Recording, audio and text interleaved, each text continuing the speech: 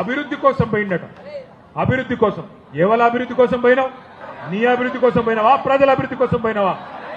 ఏం అభివృద్ధి చేసినావు? 20 నెలల పీకిందేంది? ఒక్క రూపాయి పని చేసినావా 20 నెలల్లో? ఏం చేసింది రేవంత్ రెడ్డి ప్రభుత్వం? ఏ పేదవాడిని కాపాడినావు?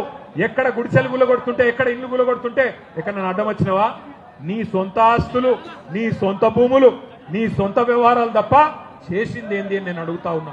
ఇంకొక మాట కూడా అడుగుతా ఉన్నా, ఆలోచించమని కొడతా ఉన్నా.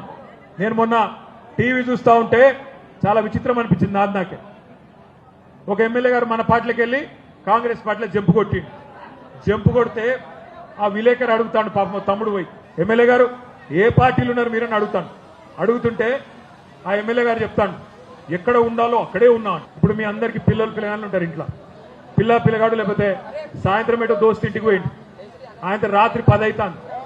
ఫోన్ చేసి కొడుకుకు, అరే ఎక్కడున్నారో ఇంకా రాకపోతే అంటే, నేను ఎక్కడ ఉండాలనో అక్కడే ఉన్నా అన్నాడు అనుకో. మీకు ఏమనిపిస్తుంది? దవడ మిగిలి ఒకటి సంపబుద్ధి కాదు. ఇలా మీ ఎమ్మెల్యే కథ కూడా గట్లేదు. ఎక్కడ ఉండాలో అక్కడే ఉన్నాడు. గంత అతి తెలివి ఎందుకు? ధైర్యం లేదా? సరిపోతలేదా? ఎందుకు? బై ఎలక్షన్ వస్తుంది. మరి రేపు పార్టీ మారిన పార్టీ ఫిరాయింపు మీద సుప్రీంకోర్టు ఇప్పటికే 4 దొబ్బులు దొబ్బింది. ఎక్కడ బై ఎలక్షన్ వస్తుందని భయమా? మరి నిజంగానే నీ రేవంత్ రెడ్డి పీకి పందిరేస్తే, నిజంగానే నీ కాంగ్రెస్ ప్రభుత్వం చాలా గొప్పగా పనిచేస్తే తెచ్చుకో టికెట్, రా శేర్లింగంపల్లి నియోజకవర్గంలో కొట్లాడు, ఎవరు గెలుస్తారో చూద్దామని చెప్పి నేను సవాల్ చేస్తాను.